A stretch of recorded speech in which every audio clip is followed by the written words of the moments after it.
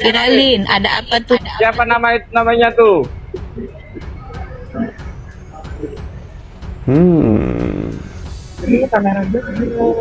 Buka maskernya, Bu. Buka. Ya kan?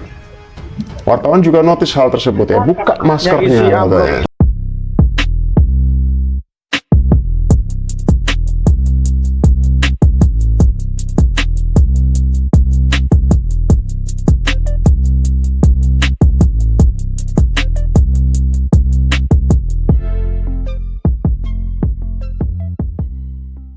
Saya mau ngomong.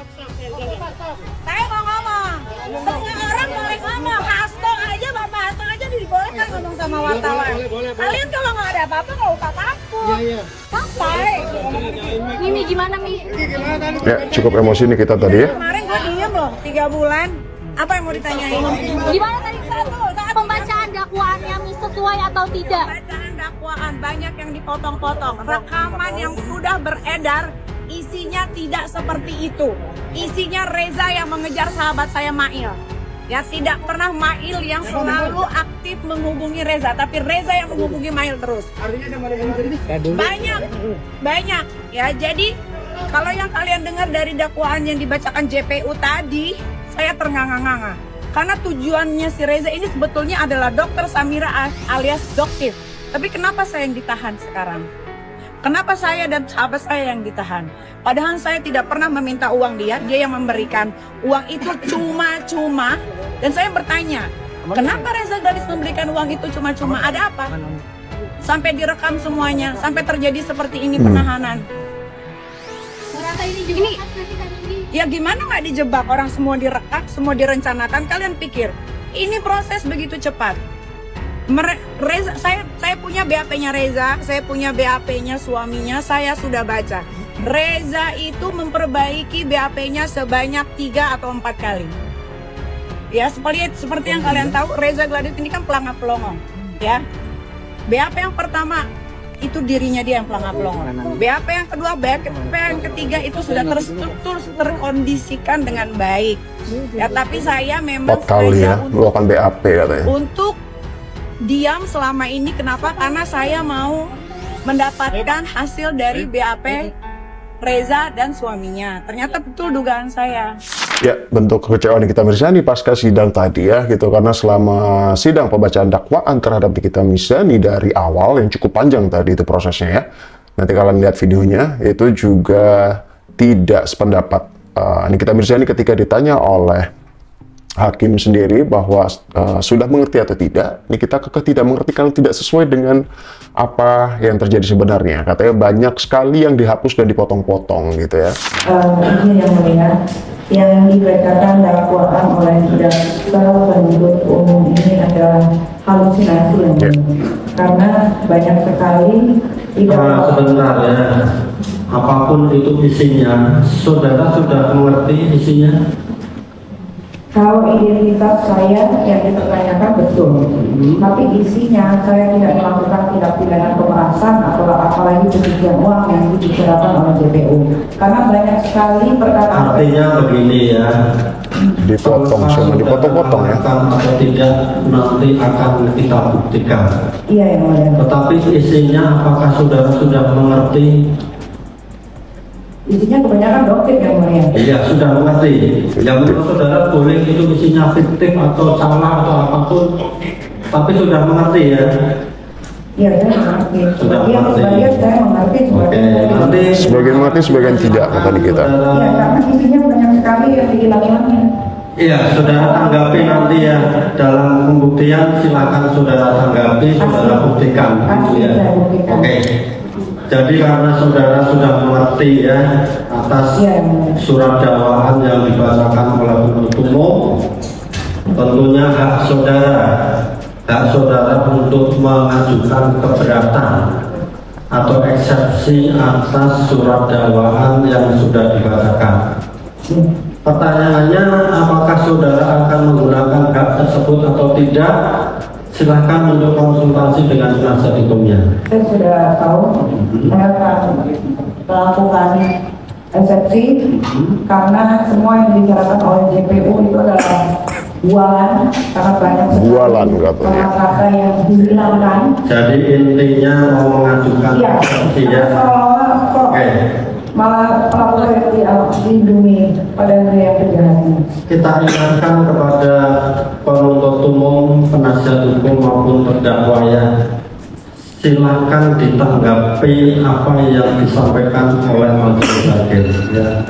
Tentang apa sesuatu yang tidak benar silakan nanti diberikan. Jadi karena saudara mau mengajukan eksepsi atau keberatan, pertanyaannya apakah eksepsi atau keberatan saudara sudah siap? Belum. Yang mau jawab terdakwa atau penasihat hukum? Ya penasihat hukum saya. Silakan penasihat hukum.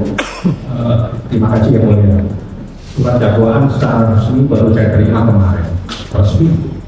Jadi saya mohon waktu, waktu 1 minggu, tapi izinkan yang mulia karena saya juga menerima berkas perkara di depan saya yang sengaja saya bawa. Ada hal yang paling prinsip dan penting. Saya hanya satu pertanyaan jika diizinkan bertanya dengan jaksa penuntut umum. Karena yang saya terima berkas perkara dan dakwaan ini ada perbedaan pasal. Jika majelis hakim mengizinkan saya akan bertanya. Kita nanti ada waktunya ya. Silakan dulu kalau saudara sudah menerima surat dakwaan dan akan menggunakan hak untuk mengajukan eksepsi atau keberatan dan saudara hari ini belum siap, akan kita kasih waktu 1 minggu ya. tentang segala sesuatunya yang berkaitan dengan perkara atau apapun nanti pas pembuktian gitu ya. Saya izinkan yang mulia karena ini perkara pidana ini ada perkara perdata yang ada di perkara 349. Jadi kita ingatkan ya, kita fokus ya. Jadi persidangan ini asasnya cepat, sederhana, murah ya. Dan kita tidak hanya menyidangkan perkara ini. Setiap perkara mempunyai hak yang sama untuk disidangkan. Jadi tanya jawab kita di sini fokus ya. Jangan mengkaitkan dengan perkara lain. Kalaupun ada nanti pas pembuktian, begitu ya. Ya, ini saya maksudnya ya. Saya hanya menyerahkan permohonan ke majelis. Permohonan apa? Ya, ini saya bacakan kalau diizinkan, kalau tidak saya serahkan dalam bentuk tertulis sudah siap permohonannya. Jadi nanti ya apa itu? Tentang apa kira-kira? Permohonan terkait dengan adanya prejudisial Perma nomor 2 tahun 1995. Terkait dengan pasal 81. Kaitannya karena perkara perdata sama dengan perkara pidana, saya ajukan permohonan kepada majelis hakim. Selanjutnya saya serahkan kepada majelis hakim. Jika majelis hakim mengizinkan saya baca secara lengkap, jika tidak izinkan saya serahkan saja.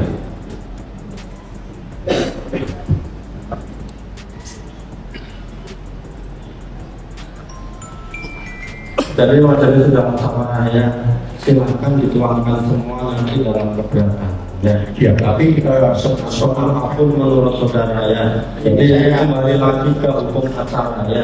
Ya, dakwaan sudah dibacakan. Ya, harusnya ada sesuatu yang disampaikan pada sidang tadi jika diizinkan oleh hakim, namun katanya jangan disangkut pautkan dengan kasus ini yang sebenarnya adalah juga ada kesinambungan ya antara kasus pidana dari NM ini bersama DRG, kemudian juga dengan kasus One Prestasi yang kemarin dibahas oleh Bang Fahmi, yang katanya untuk menghadirkan Nikita Mirzani kan memang susah ya untuk mengeluarkan seorang tahanan itu dari rutan gitu. Namun kesempatan ini sepertinya tidak diindahkan dan kemudian tidak diberi kesempatan untuk menyampaikan sesuatu hal yang penting yang kemarin Bang Fahmi itu bilang di sidang sebelumnya bahwa akan menyampaikan sekaligus informasi yang penting dari kasus atau sidang One Prestasi sebelumnya yang tidak dihadiri oleh keduanya ya, DRG maupun NM gitu.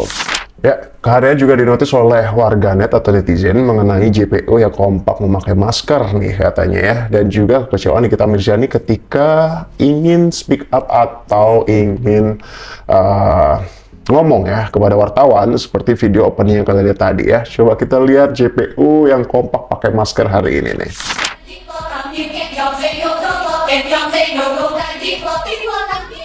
Ya, kompak pakai masker semua guys. Bahkan juga sempat terjadi keanehan ya sebelum sidang dimulai gitu. Memang wah ini patut dipertanyakan dan patut diselidiki ya. Katanya belum mulai ada sedangkan udah banyak drama katanya gitu. Katanya nih Bang Fahmi sempat tidak boleh menemani Nikita ya ketika itu ya, tidak boleh mendampingi Nikita sewaktu sidang ini baru saja dimulai gitu. Coba kita lihat video berikut ini. Viralin guys, viralin. Viralin. Ada apa tuh? Siapa namanya tuh?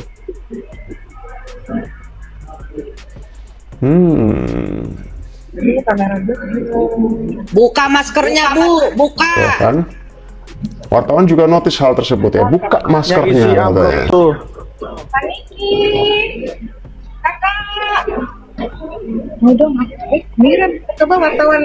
Ngeri ya, seolah-olah ini kasus-kasus apa gitu, soalnya Nikita itu pelaku apa gitu, pembunuh atau apa gitu ya.